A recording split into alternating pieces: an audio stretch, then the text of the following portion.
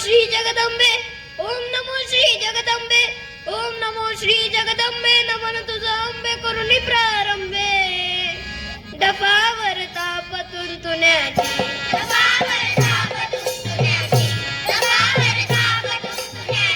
शाहीर हा महाराष्ट्राचा प्राण,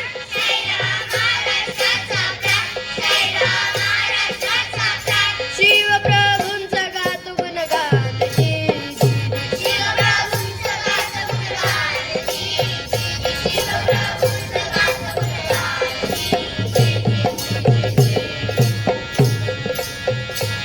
मज फाल्गुन तृतीयेला,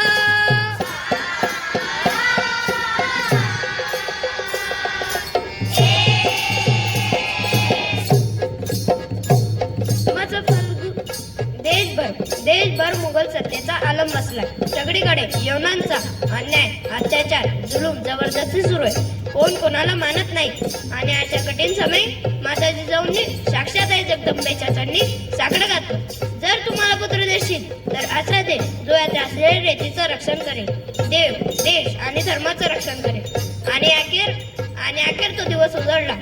फाल्गुन वैद्य तृतीया, सूर्यास्ताची वेळ होती. शिवनेरी गडावर जल्लोष सुरू झाला. सूर्यास्ताच्या वेळी एका नवीन सूर्याचा उदय झाला. माझं फाल्गुन तृतीयेला, माझं फाल्गुन तृतीयेला, माझं फाल्गुन तृतीयेला शिवनेरी किल्ल्याला जल्लोष झाला. येते काय सह्याद्री असला,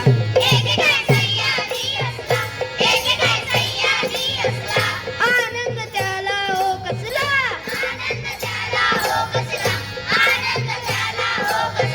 शहाजीराजांना पुत्र झाला. जी जी जी,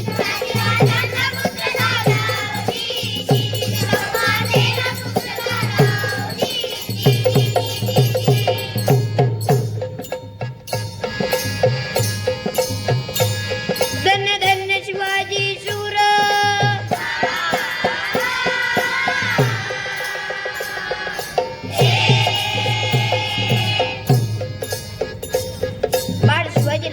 बाळ शिवाजीला माता जिजाऊंनी परीक्षेची जाणीव करून दिली.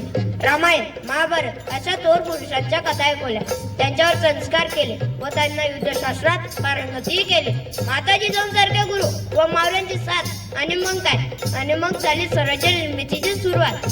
तोरणागडापासून स्वराज्याचे तोरण बांधून नेताजी पालकर, प्रतापराव गुजर, मोरारबाजी देशपांडे, बाळाजी, तानाजी यांच्यासारख्या कितीतरी वीर मावळ्यांनी शिवाजी महाराजांखातीर आपल्या प्राणांची आहुती दिली. कारण त्यांना माहित होतं लाख मेले तरी चालतील, पण लाखांचा पोशिंदा जगलाच पाहिजे.